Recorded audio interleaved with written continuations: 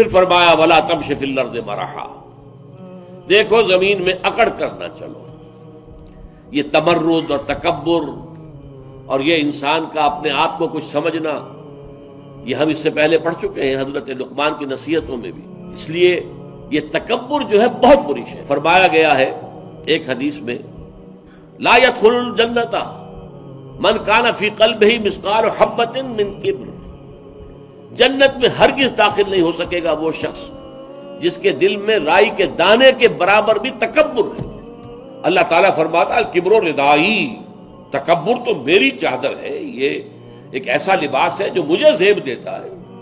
اللہ کے ناموں میں سے المتکبر ہے، الملک القدوس السلام المؤمن المہیمن العزیز الجبار المتکبر۔ اگر آپ تکبر کرتے ہیں تو یہ ایسا ہے کہ جیسے کسی کی شانے سے، اس کے کندھے سے اس کی چادر کھینچ لی جائے۔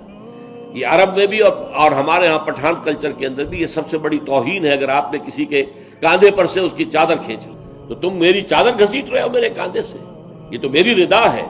الکبر ردائی ولا تمش فی الارض مرحا، زمین میں اکڑ کر مت چلو۔ اور یہاں بڑے خوبصورت انداز میں متکبرین کے انداز پر جو ہے طرز عمل پر ایک طرح کا طنز کیا گیا ہے۔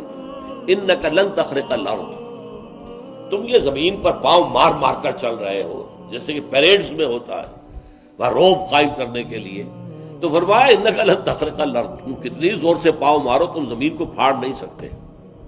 ولن تبلغ الجبال طولا، چاہے کتنی ہی گردن اکڑا لو، گردن بھی اونچی کر لی، سر کے اوپر جو ہے آپ نے ایک کلا بھی باندھ لیا اور اس کے اوپر صافہ بھی ہے اور پھر اس پر ترا بھی ہے چڑھ رہا ہے، لیکن کیا کرو گے؟ کتنے اونچے ہو جاؤ گے؟ کیا ہمارے پہاڑوں جتنے اونچے ہو جاؤ گے؟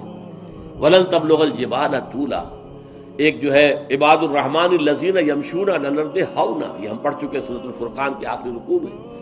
اللہ کے نیک بندے وہ ہیں جو زمین پر آہستگی سے چلتے ہیں، فروتنی کے ساتھ چلتے ہیں، جسم کو جھکا کر چلتے ہیں، گردن اکڑا کر نہیں چلتے، پاؤں مار کر نہیں چلتے، بلکہ چلتے ہیں بڑے سہل انداز میں۔